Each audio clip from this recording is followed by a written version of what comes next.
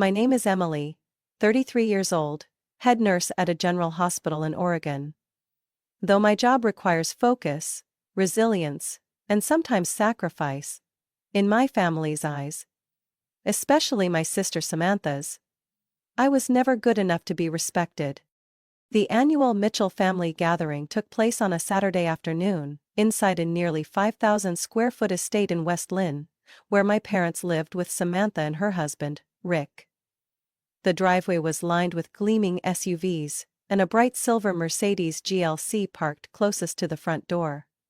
I had to park down the street, next to the trash bins. "Emily, you made it!"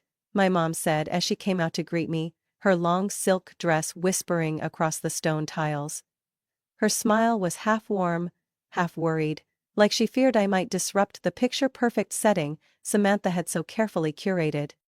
"Traffic was awful, Mom," I said, adjusting my blue wool dress and smoothing a few stray hairs. "Sorry I'm late." "Our sweet little sister has arrived." Samantha's sharp voice rang from the second-floor balcony. She descended in a form-fitting Zimmermann dress, red wine in hand. "Of course, buses don't exactly fly on weekends, right?" I gave a small smile, swallowing the lump in my throat. "I drove, Sam. It's just that the employee lot at the hospital's not that convenient." "Still doing the nursing thing?" Samantha gave me a once-over like she was evaluating a clearance item. "Rick and I just closed on our third vacation home in Colorado. You really should think about your future, Emily. A job like yours, exhausting and barely pays." Rick chuckled, that kind of empty laugh meant to reinforce an old, tired joke. I glanced around the room.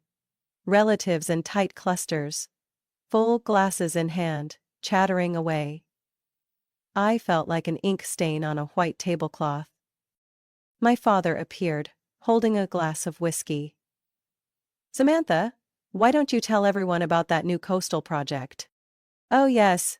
Samantha lifted her glass. "Everyone, may I have your attention?" The room hushed. Instantly. I reached for a glass of juice from a passing tray, already sensing something was off. "Rick and I are eyeing a stunning estate in Carmel by the Sea," she announced, her eyes flicking toward me. 6 bedrooms, infinity pool, ocean view, absolute paradise.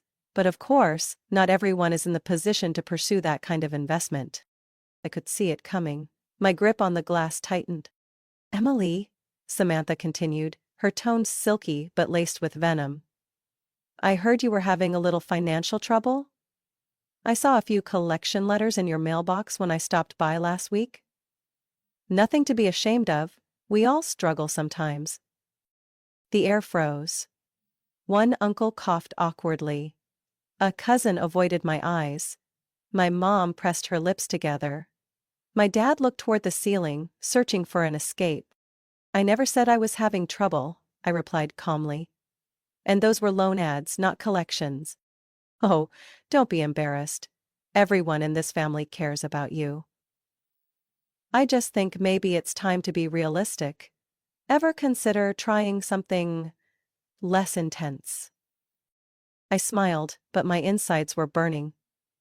Samantha had always known how to turn concern into a weapon, and today she fired it straight at my chest. I thought I was used to it. Turns out, it never gets easier. Rick raised his glass. "To each their own. Some go into healthcare, some go into real estate. As long as it works out." "Exactly," I said, eyes locked on Samantha. "Some people make money flaunting it. Some just quietly work. And sometimes..." Silence is the sharpest response. Samantha narrowed her eyes. I turned and walked out to the backyard, heart pounding. A message popped up on my phone. "Everything's finalized. Transfer papers just signed." I gripped my phone tighter. The estate in Carmel by the Sea had just legally become mine. And she didn't know it yet.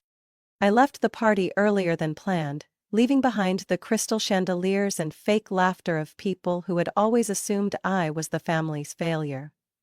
My phone screen was still lit with a message from Mr. Mason, my personal attorney and real estate advisor, whom I had quietly worked with for the past 2 years. "Congratulations, Emily. The house is now in your name. No one has been notified, just as you requested." The beachfront estate in Carmel that Samantha had been flaunting everywhere as her lifelong dream was, in truth, an investment opportunity I'd been preparing for silently. 4 years ago, after a 19-hour shift, I overheard my sister sneer in front of our relatives that I was nothing more than a glorified bedpan cleaner. I didn't argue. I went home, opened my laptop, and started learning about investing. I didn't have a flashy financial advisor or a mentor to guide me. I learned through YouTube, secondhand books from flea markets, and chance conversations with patients who were retired advisors, accountants, even attorneys.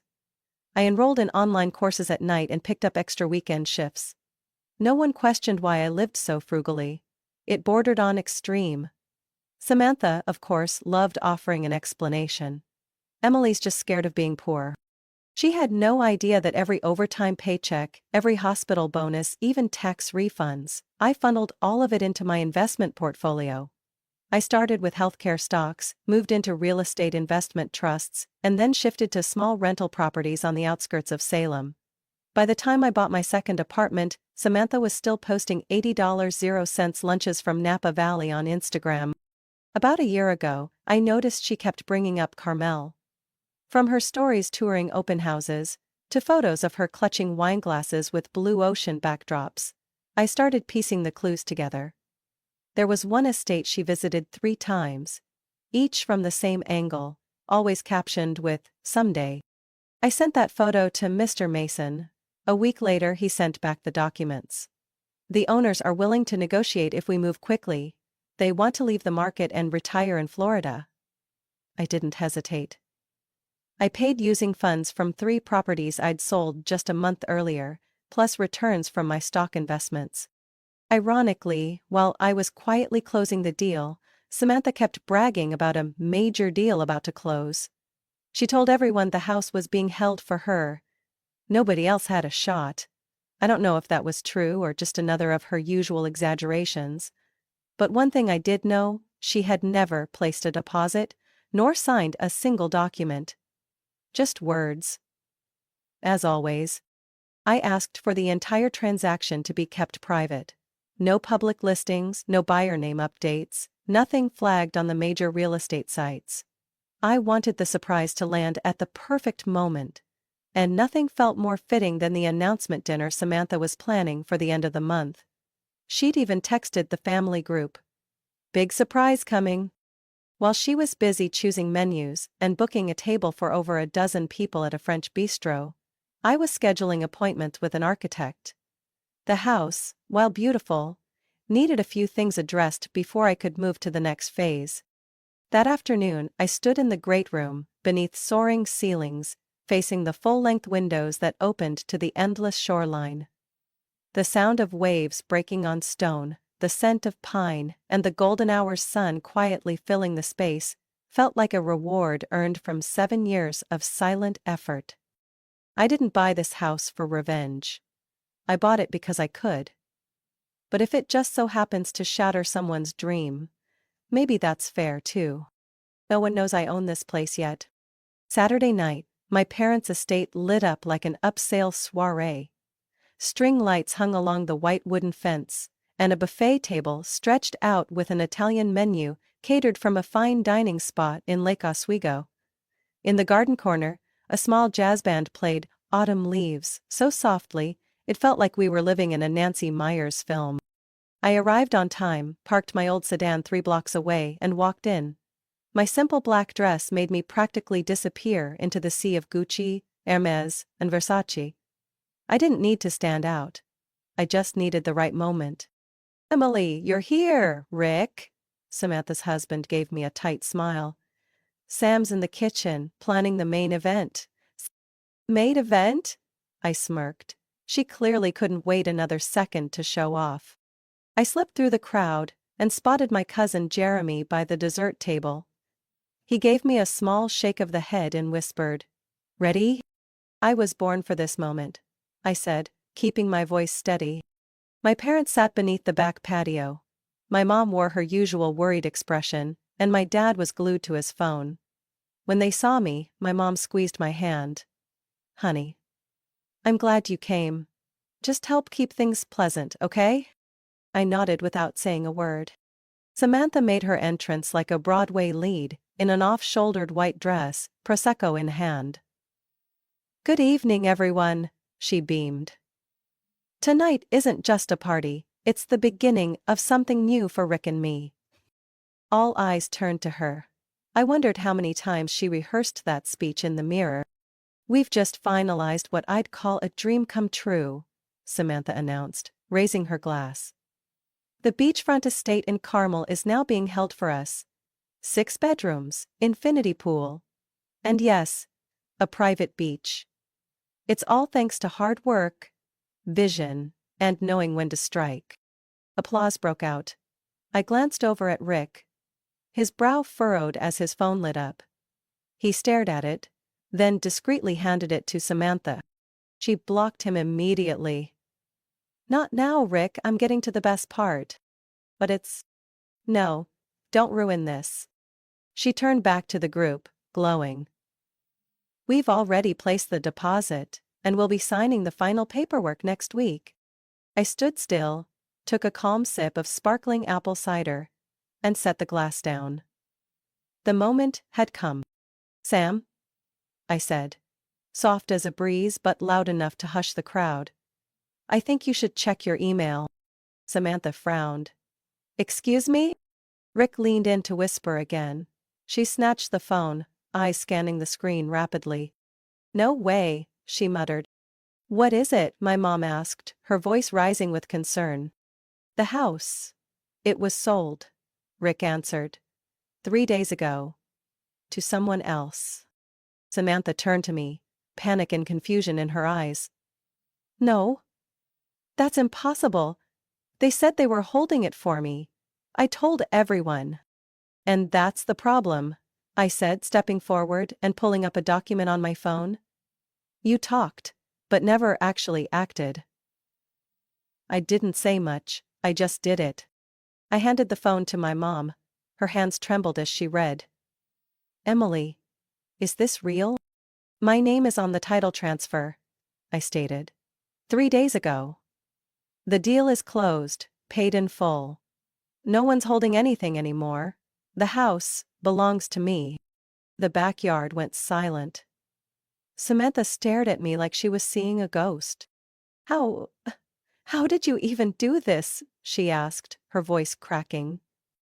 7 years of back-to-back ICU shifts, by not spending on what you called success. And by learning, quietly, from every single one of your bragging sessions at family dinners. Jeremy let out a quiet cough, clearly suppressing a laugh. My dad sighed. My mom sank into her seat, like the air had been sucked out of her. Vic spoke carefully. "Emily, you really own that house." I nodded. "Which is why tonight's event just turned into the most unintentionally funny performance we've ever seen." Samantha stood frozen, her face drained of color. "You did this? To humiliate me?" "No," I replied. "I did this to remind everyone, staying quiet doesn't mean being weak." Turned and walked away, leaving behind stunned silence and a sea of shattered assumptions. Samantha disappeared from the party right after I revealed the purchase agreement. My mother tried to stop her, but she pulled away and rushed into the house. Moments later, I heard a bedroom door slam upstairs. No one dared follow. The air, left behind, felt suspended, like we had just watched a play where the lead actor stormed off stage without warning. I stayed for another hour to chat with a few relatives. Most were more polite than in previous years. A few even said things like, "You're incredible," and "What a surprise." But I knew better. Their admiration only surfaced because my name now appeared on the deed. Before that, I was just Emily, the nurse. Probably doesn't know the first thing about investing. The next morning, I was sorting patient charts at the hospital when I got a message from Rick. "We need to talk, urgent." I left my shift a bit early and drove to a small cafe by the river. Rick was already there. No coffee, no phone. Just a black folder sitting on the table. "I know you bought the house," he said as I sat down. "And I know why Sam completely lost it." I nodded slightly. "Because she lost a game she thought she already won." Rick sighed and pushed the folder toward me. "It's more than that. These are statements from 3 credit cards in my name, 2 of which I never opened." I flipped through the pages. Charges from luxury boutiques, spas, first-class flights to Hawaii, Miami, New York. Over $8,000 spent every month. Total debt? More than $72,000. "Sam forged my signature," Rick said, eyes steady, but voice gravelly. "She also used my name to apply for a $50,000 personal loan from the local bank." I tightened my grip on the folder, a cold shock flooding my chest. I always thought Samantha was just flashy and shallow, but I hadn't realized she had crossed the moral line like this. "She planned to use the Carmel house as collateral," Rick continued. "She told me that once we secured the property, she'd take out a loan under the guise of investment, then use that to pay off everything before I caught on. And I ruined that plan," I murmured, heart heavy. "No," Rick said. "Emily, you saved me. Saved this entire family from a financial sinkhole I didn't even realize I was standing in." I sat in silence. "Do my parents know?" "Not yet. She hasn't even told them half the truth." Rick leaned back in his chair and closed his eyes. "Last night, after the party, I found the loan paperwork hidden in her vanity drawer. When I confronted her, she just cried and said, 'I just wanted to keep up appearances.' She admitted everything, even the forgery. I told her I needed time. I left at midnight." "What are you going to do?" Rick didn't answer right away. He opened his phone, tapped into the photo gallery and showed me a picture. A retainer invoice from a law firm that specializes in financial separations. "Appointment date, next Monday." "I don't know if this marriage is salvageable," he said slowly. "But one thing I do know. I can't keep pretending nothing's wrong while everything's collapsing." I didn't know what to say. I just rested my hand on the folder. Part of me felt relief that the truth had come out, but another part burned with bitterness. Samantha hadn't just ruined her own image, she'd dragged down the one person who had stood by her for a decade. Later that night, as I returned to my small apartment, I received a message from Mom. "Sam came home. It's worse than I thought. Can you come by tomorrow night? I don't know how to handle this." I stared at the message, torn. Should I go back and face this? Or let it unfold from the background like I always had? I opened the desk drawer and pulled out the Carmel House transfer papers. My name, Emily Sullivan, owner, stood boldly on the first page. I nodded to myself. This time, I won't step back. Not for anyone. Not for guilt. I'll walk in, face it, and speak the truth. Even if it means someone else has to break one more time. I arrived at my parents' house at exactly 6 p.m., just like Mom had asked. The Oregon sky that evening was overcast, thick gray clouds signaling a storm brewing. Not outside, but inside the living room, where nearly the entire family was already gathered. My father stood as I entered, his expression tenser than I'd ever seen. Mom sat curled on the edge of the couch, gripping a napkin like it was the last thing she could control. Samantha sat in the center of the room, hands clasped tightly. Gone were the designer clothes and flawless makeup. She wore an old sweater and jeans, her hair tied back hastily. If I didn't know better, I'd have thought she was someone else entirely. "Emily, thank you for coming," my mother began, trying to keep her voice soft. "Sam has something she'd like to say." I nodded, set down my bag and took the seat across from them. "I'm listening." Samantha took a deep breath. "I've done a lot of thinking. About everything. About what I've done. And I want to make things right." I said nothing. I know I've hurt you, she continued. I let pride and fear control everything, but the house in Carmel? That's my only chance to start over. I frowned. Start over how? By using it as collateral to pay off credit card debt? Or by building another fake image to cover financial collapse? She was quiet for a moment, then said softly, I need that house. No, I replied evenly. You need accountability. My dad stepped in, his voice rough. We're not here to assign blame, we want a solution. If you could sell the house back, or maybe transfer it somehow? I turned to him. I bought that house with savings, smart investments, and ICU night shifts that nearly broke me. While everyone assumed I was struggling, with a nurse's salary, I was building something stable. No loans, no hiding. Emily, my mom said, her eyes pleading, she's your sister. And I'm your daughter, I said, more directly than ever before. But all these years, when did you take my side? Or did you just listen to Samantha and decide I was never quite good enough? The room grew thick with silence. Samantha looked up, her cheeks flushed. I didn't mean it like that. I was trying to help. No, I cut in. You were trying to protect your image. And when I stopped playing the supporting role you assigned me, I became a threat. My mom began to cry. My father stayed quiet, his gaze fixed on the carpet. Okay? Samantha said finally, her voice suddenly smaller. If I can't buy the house, maybe I can rent it. I need somewhere stable. I'll pay on time, I just need time to rebuild. Sam, I said calmly, if you truly want help, there are a dozen other ways. But using that house as a lifeline to keep pretending? No. I won't enable that. Samantha's hands clenched, her voice trembled. You're destroying my life. No. I stood. I'm saving you from the part of yourself that already did. I pulled out my phone and opened the text from Rick, Samantha's estranged husband, now living separately. It included screenshots, credit card statements, consumer loans, forged signatures. I placed the phone on the table, screen facing my parents. If you still think I'm the one being unfair by not handing over the house, take a look at what she's done. How much debt is in Rick's name? How much has she hidden behind this smart investor facade? Do you really want to mortgage this house to rescue someone who's never learned responsibility?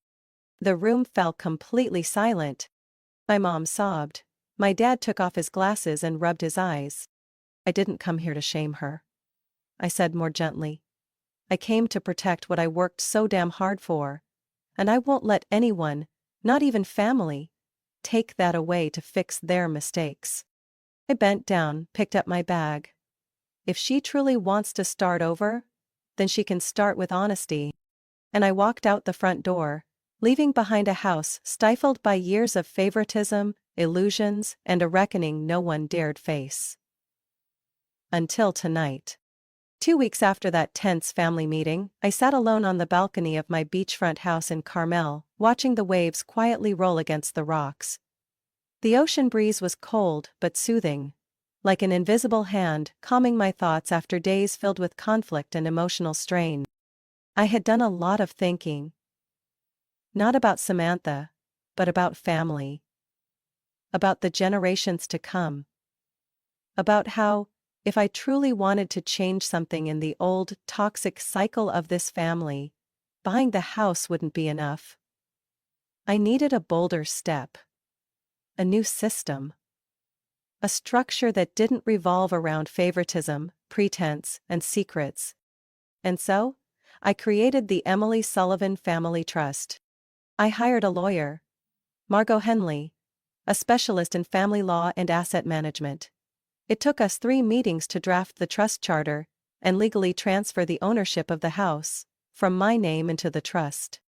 It may have sounded crazy to some, but I knew I was doing the right thing. I didn't want the house to be a symbol of personal victory anymore. I wanted it to become something meaningful and lasting. Not for Samantha, but for those who truly valued what it represented. The conditions for using the house were clearly outlined in the trust charter. Any family member wishing to use the house must prove financial stability. No outstanding credit card debt. No history of financial fraud in the past 3 years. Each user must complete at least one financial counseling session with a professional appointed by the trust. The trust will cover the cost.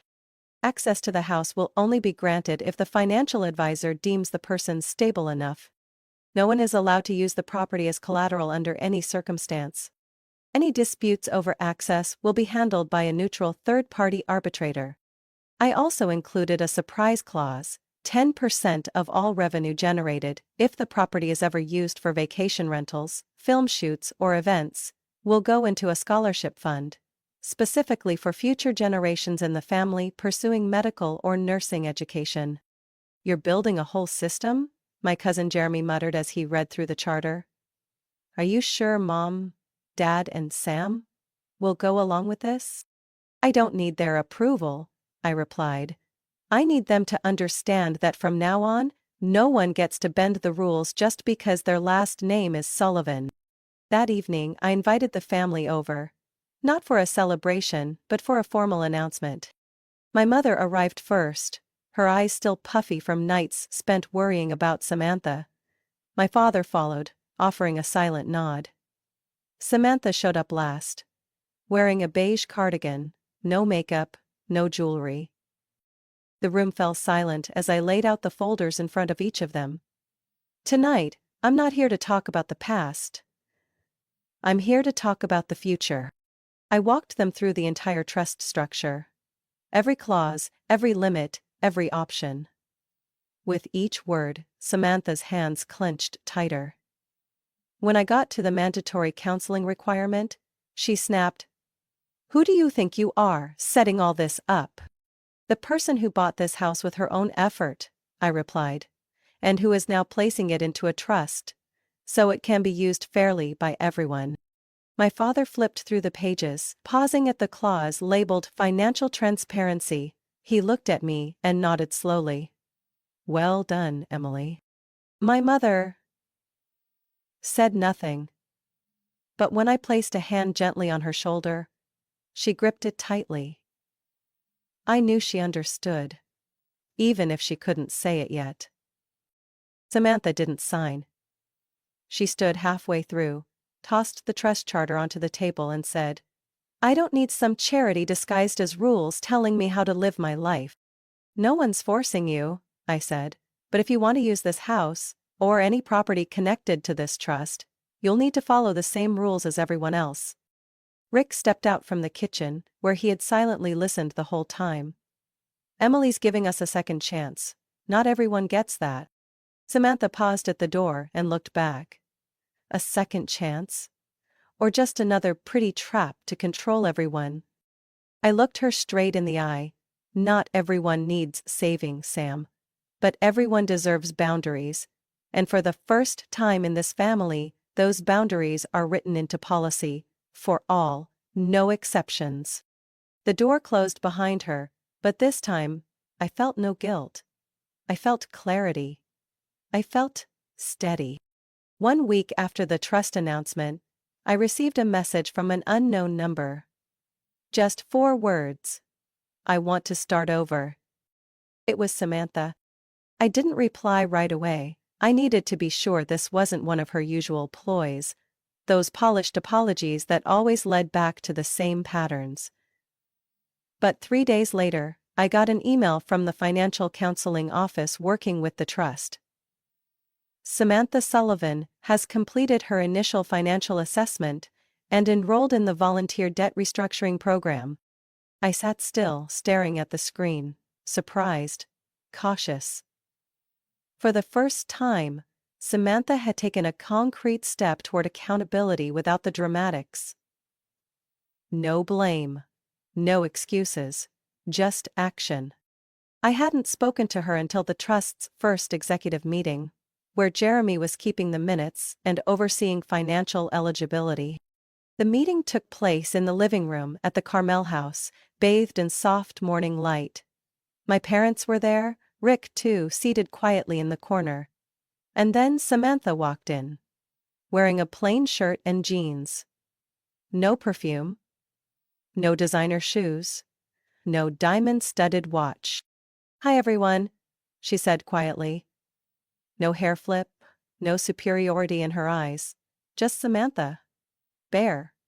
And maybe, for the first time, sincere. "I know I'm not exactly welcome here," she continued, standing tall. "And I'm not asking for any privileges. I just wanted you to know I've started the counseling program. I've canceled all my credit cards, closed out my discretionary accounts, and started paying off debts, one by one." Jeremy glanced at her updated credit report on the iPad and gave a small confirming nod. I said nothing. "I don't expect Emily to forgive me," Samantha said, turning toward me. "But I hope you can at least see." "I'm trying." I reached into my bag and pulled out a thick envelope, placing it on the table. Inside were all the documents related to the credit lines, loan accounts, and most importantly, the signature verification reports proving Samantha had forged Rick's name on multiple transactions. The room fell into silence. I slid the envelope toward Rick. "You have every right to take this to an attorney, if you want." Rick opened the envelope, scanning page after page, eyes steady on the lines of black ink. When he reached the last sheet, he looked up at Samantha. "You've done a lot to lose my trust." Samantha lowered her gaze, said nothing. "I've thought long and hard about this," Rick said evenly. "And I believe everyone deserves one chance. Just one." He pulled out the final document, the affidavit confirming fraud, and slowly tore it in half. No one clapped. No one sighed with relief. Just a moment of quiet, between people finally choosing to face what they'd rather avoid. "I don't need the house," Samantha said after a while. "I don't need to own anything right now. I just want to learn how to keep what actually matters." I nodded. "If you continue the counseling program, pay off at least 50% of your debt within 18 months, and don't create new liabilities, you'll be eligible to apply for use of the house. Same as everyone else." "And if I fail?" she asked, eyes unblinking. "Then you can still come here," I said calmly. "But as a guest, not a beneficiary." She nodded. "That's fair." My father spoke for the first time that morning. "I'm proud of both of you." My mother wiped her eyes. This time not from heartbreak, but from relief. After the meeting, Samantha stepped onto the balcony. I followed, standing beside her, both of us staring at the ocean. We didn't speak for several minutes. "I used to think you'd never change," I said softly. "I used to think I didn't need to," Samantha replied. "Turns out, we were both wrong." I turned to look at my sister. For the first time, I didn't see a rival or a threat, I just saw a woman, trying to peel off the mask. I didn't forgive her right then. But I had opened the first door. Whether or not she stepped through was entirely up to her. 3 months after the first trust meeting, I walked out of the 12th floor glass office of Coastal Development Group in Monterey with a signed partnership agreement in hand. The ocean wind cut sharply across the walkway to the parking lot, laced with salt and the sting of February cold. But all I felt was quiet triumph. No spotlight, no applause. Just the solid weight of a victory, earned. The agreement allowed Coastal Development to build a luxury resort adjacent to the land our family trust owned in Carmel. In return, the Sullivan Trust retained full ownership of the beachfront estate and received 20% of all service-based profits generated from events held on the shared shoreline. Weddings, film shoots, corporate retreats.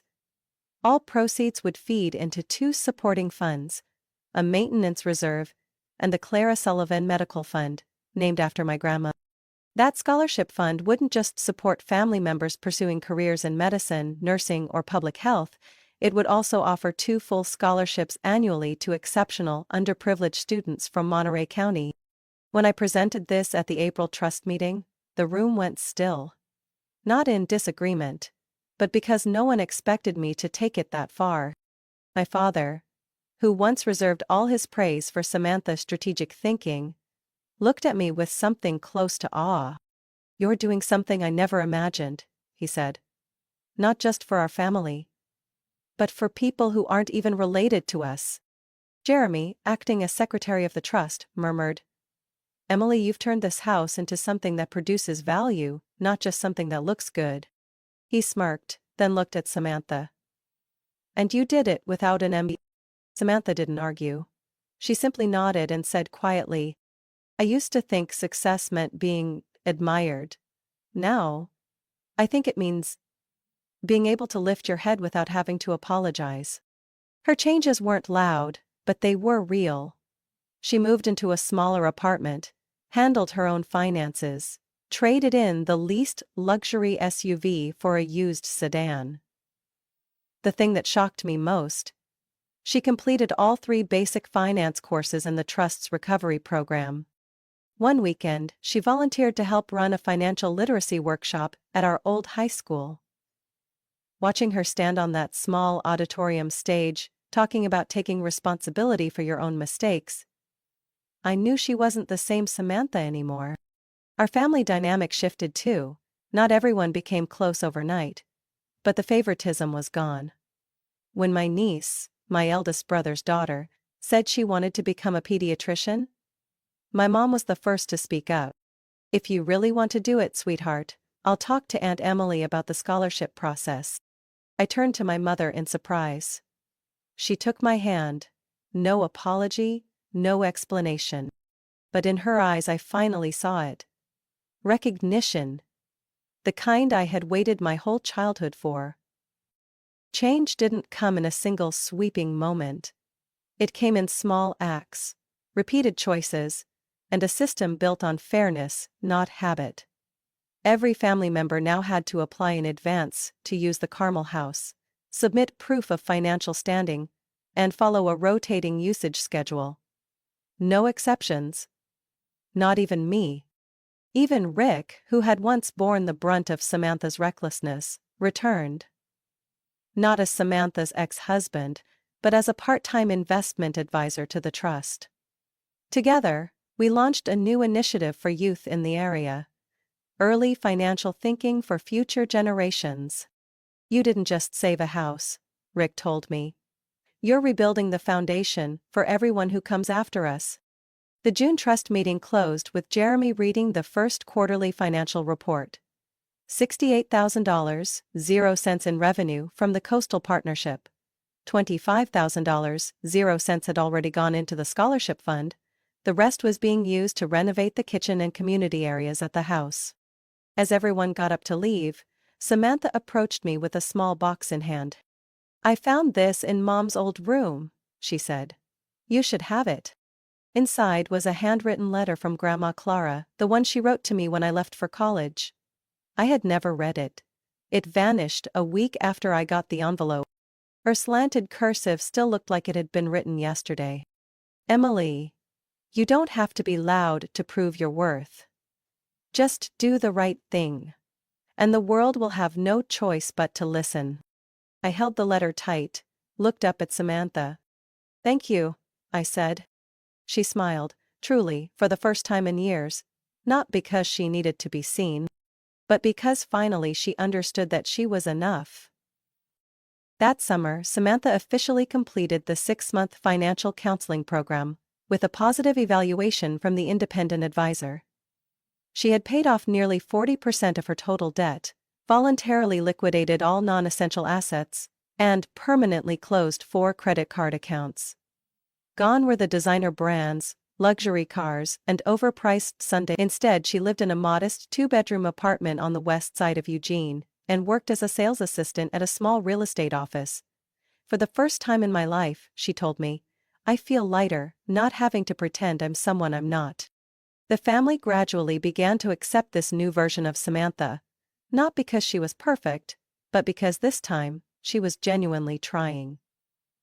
At the November trust meeting, she proposed launching a financial literacy workshop series for single mothers in rural areas. Not everyone's lucky enough to have someone pull them out of the mess like I did, she said, her voice steady.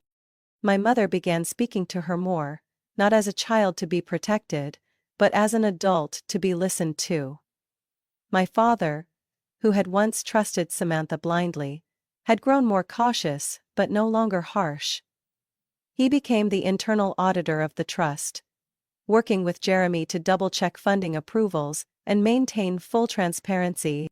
On a December afternoon, our extended family gathered at the Carmel house to decorate for the holidays.